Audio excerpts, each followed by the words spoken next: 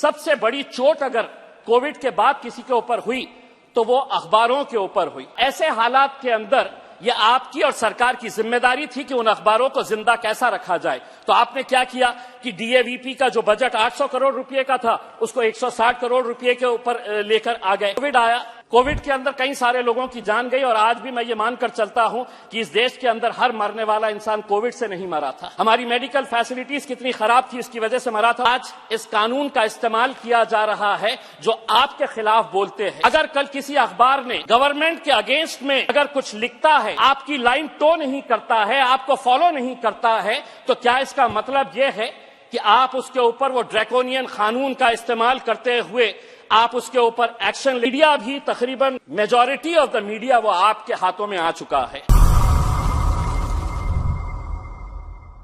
मंत्री जी, आपने अपने शुरुआती कमेंट्स के अंदर ये कहा कि हमने सभी राज्यों से बात की है, लेकिन जिनके लिए ये बिल लाया जा रहा है कि आपने उनके साथ चर्चा की है, और अगर की है तो उन्होंने इस बिल के बारे में क्या कहा है?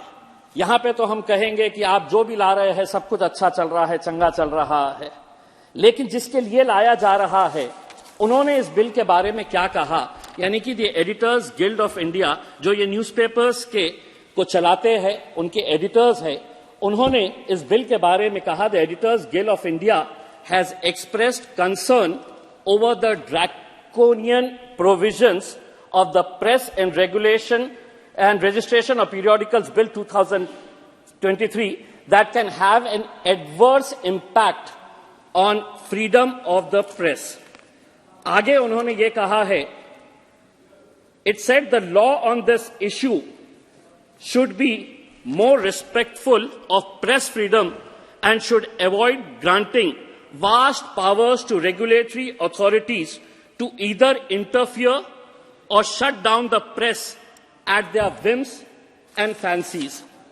अध्यक्ष महोदय, ये बिल को पढ़ने के बाद ऐसा लगता है कि इसके अंदर रजिस्ट्रेशन कम है, रेगुलेशन कैसा किया जा सकता है, इनको भी अपने हाथों में कंट्रोल कैसा लाया जा सकता है, ये इसके ऊपर ज्यादा ध्यान दिया गया है। अध्यक्ष महोदय, ये जो बिल है उसका इंट्रोडक्शन, मंत्री जी इसका जो इंट्रोडक्शन है मैं चाहूंगा कि वो एक मर्तबा आप गौर से पढ़े, आप भी सुने। In the definition section the term specified authority gives powers to government agencies beyond the press registrar to conduct the functions of the registrar.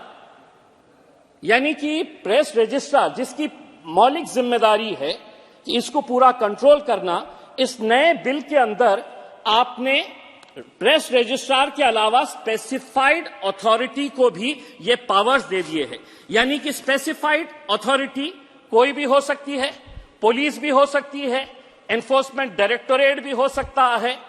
आप उनको ये इख्तियार दे रहे हैं कि तुम किसी भी अखबार के ऑफिस में जा सकते हैं, चेकिंग कर सकते हैं, उसके ऊपर कंट्रोल ला सकते हैं। अगर प्रेस रजिस्ट्रार की ये जिम्मेदारी अगर वो नहीं निभा रहा है तो क्या इसका मतलब यह है कि हम पुलिस को यह इख्तियार दे दें कि वो न्यूज़पेपर्स के अंदर, ऑफिस के अंदर जाए और चेक करे कि तुम्हारी कितनी कॉपीज निकल रही है करके? ये इसका खुलासा आपको हम भी चाहते हैं, एडिटर्स गिल्ड ने भी ये मांग की है कि इसके ऊपर आप एक खुलासा करें।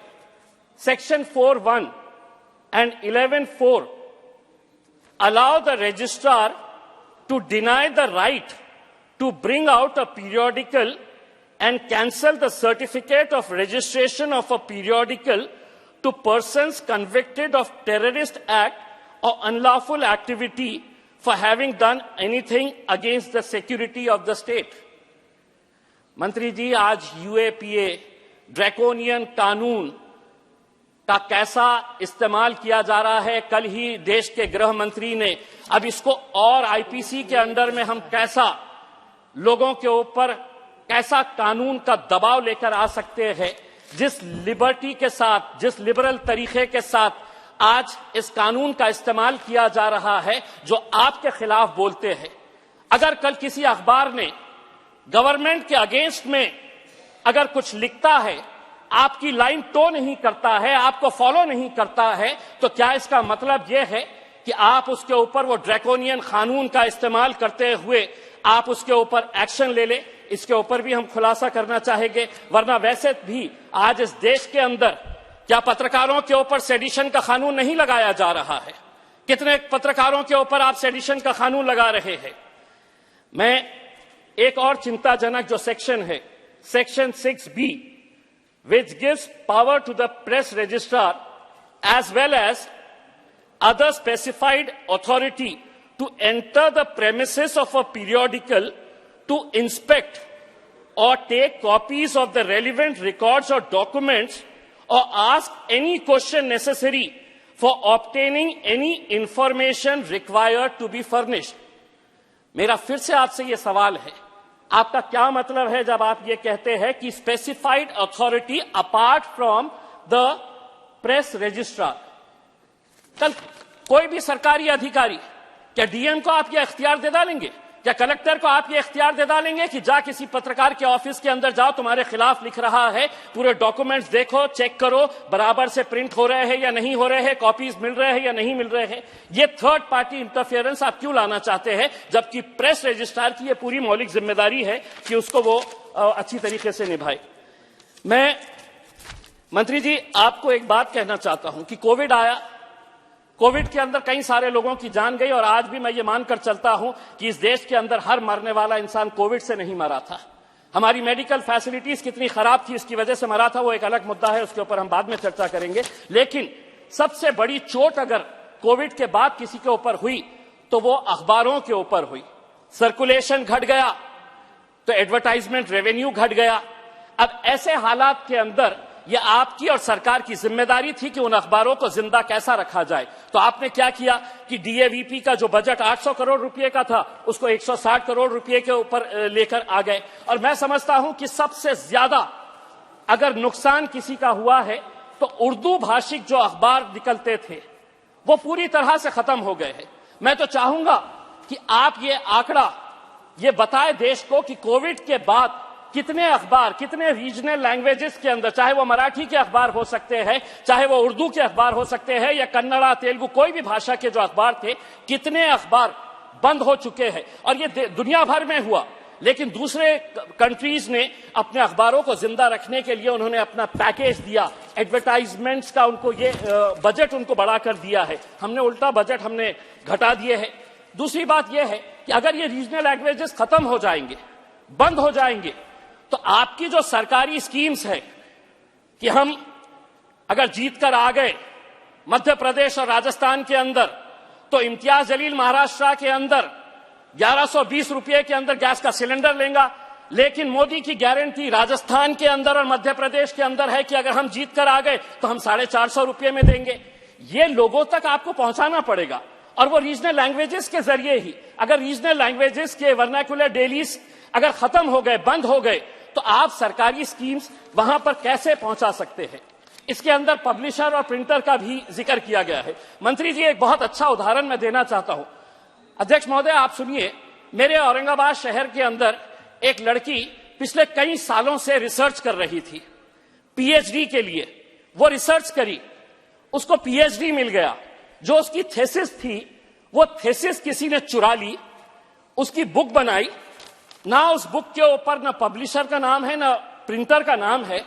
और आप हैरान होंगे, ये बुक मेहनत बेचारी उस बच्ची ने की, और वो बुक पूरे दुनिया के जितने भी इंटरनेशनल लेवल के बुक स्टोर्स है, जिसके अंदर अमेज़न है, वॉलमार्ट है, ईबे है, वर्ड टू वर्ड उस बच्ची का थीसिस कॉपी करके उन्होंने एक किताब बनाए। उस किताब के अंदर ना पब्लिशर का नाम है ना प्रिंटर का नाम है, और ये बुक 5,000 रुपये से 10,000 रुपये आज भी वेबसाइट के अंदर। वो बच्ची बेचारी जब पुलिस के पास गई, कॉलेज में गई, यूनिवर्सिटी में गई कि ये मेरी मेहनत है, एक एक वर्ड टू वर्ड पूरा कॉपी करके, तो पुलिस को खुद नहीं पता है कि हम वॉलमार्ट तक कैसा पहुंचे, हम अमेज़न तक कैसा पहुंचे। तो इसके बारे में ये जो कॉपी राइट जो है, वो कॉपीराइट अगर कोई पब्लिशर ऐसे ही कर देगा, बेचारी बच्ची का मेहनत यहां से खत्म हो जाएगी। दूसरा यह है, मैंने जैसा आपको ये बताया है, अभी एक साहब ने कहा कि कुछ अखबार जो है वो संसदीय भाषा का इस्तेमाल नहीं करते हैं। उन्हें करना चाहिए, बिल्कुल करना चाहिए। मैं भी पत्रकार था, लेकिन पहले हमारे संसद सदस्यों ने भी यह सोचना चाहिए कि संसद के अंदर क्या हम संसदीय भाषा का इस्तेमाल कर रहे हैं, और अगर नहीं कर रहे हैं तो उसके खिलाफ हम क्या कर रहे हैं, ये भी आपने बताना चाहिए। इस बिल के अंदर मैं मंत्री जी आपसे पूछना चाहूंगा, ये इसके बारे में क्यों नहीं जिक्र किया गया है कि आज हम जो डिजिटल मीडिया बहुत तेजी से बढ़ रहा है, अगर इसको कॉम्प्रिहेंसिव बिल अगर लेकर आना है तो आप इसके अंदर जो आज यूट्यूब चैनल्स, अध्यक्ष महोदय आपके भी शहर के अंदर कितने सारे यूट्यूब चैनल शुरू हो गए होंगे करके, अखबारों से ज्यादा अब हम व्हाट्सएप के ऊपर देख लेते हैं कि क्या खबर आई, किसी को इंटरव्यू देने का है तो हम, लेकिन क्या इसको हम रेगुलेट कर पाए? कौन ले रहा है इसकी जिम्मेदारी? क्या कोई रेगुलेशन है इसके लिए? कोई रेगुलेशन नहीं है। कोई भी उठता है, आता है कि कल के दिन मैं है तो अपना यूट्यूब चैनल स्टार्ट कर रहा हूं, स्टार्ट कर देता है। आप इसको भी इस बिल के अंदर अगर लेकर आते तो मेरे हिसाब से बहुत अच्छा होता।